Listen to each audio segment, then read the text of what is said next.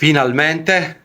possiamo farvi vedere e sentire il test, la piccola esibizione con la chitarra baritona che vi abbiamo preannunciato in questi giorni. E prima che mi dimentico, vedetelo fino alla fine, perché vi abbiamo voluto anche dimostrare che quella chitarra si presta anche per un genere che non sia